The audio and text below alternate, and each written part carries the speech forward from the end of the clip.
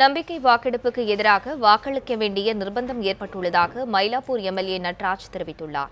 நாளை நடைபெறும் நம்பிக்கை வாக்கெடுப்பில் பன்னீர்செல்வத்திற்கு ஆதரவாக எம்எல்ஏ நட்ராஜ் வாக்களிக்கப் போவதாக காலையில் செய்திகள் வெளியானது. இதனைத் தொடர்ந்து செய்தியாளர்களிடம் பேசிய நட்ராஜ் தாம் மனசாட்சிப்படி வாக்களிக்கப் போவதாக தெரிவித்தார். நாளை நடக்கும் நம்பிக்கை வாக்கெடுப்புக்கு எதிராக வாக்களிக்க வேண்டிய நிர்பந்தம் தமக்கு ஏற்பட்டுள்ளதாகவும் தெரிவித்தார். மக்கள் உணர்வுகளை பேரவையில் பிரதிபலிக்க வேண்டியுள்ளதாகவும் நட்ராஜ் கூறினார். இளைஞர்கள் அந்த தேர்வில் பங்கு கொண்டார்கள் என்பது தெரியும். 5 லட்சம் தேர்வர்கள் அவர்கள் எழுதிய ஒரு நிலையில் இருந்த பொழுது அந்த போட்டிகளில் 40 லட்சம் தேர்வர்கள் பங்கு கொண்டார்கள். அந்த அளவுக்கு இளைஞர் சக்தி இருக்கிறது.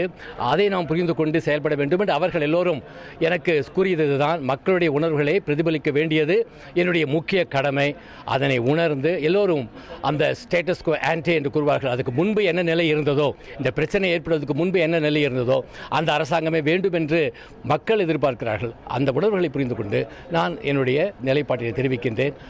என்னுடைய நாளைக்கு என்னோட அந்த ஓட்டெடுப்பு நடக்கும்போது அதற்கு எதிராக நான் ஓட்டளிக்க வேண்டிய ஒரு நிர்பந்தம் ஏற்பட்டுள்ளது. அமைச்சர்கள் எல்லோரும் எனக்கு மிக உற்ற நண்பர்கள், மிக சிறப்பாக அவர் செயல்படுகிறார்கள். அவர்கள் என்னை நல்ல கௌரவமாக நடத்தினார்கள். இந்த கட்சி ஒரு குடும்பமாக நாங்கள் இருந்தோம். இதில் ஒரு சிறிய பிளவு ஏற்பட்டுள்ளது. இது சரியாக வேண்டும் என்பதுதான் என்னுடைய நோக்கம். அது நிறைவேறும் என்று நினைக்கின்றேன்.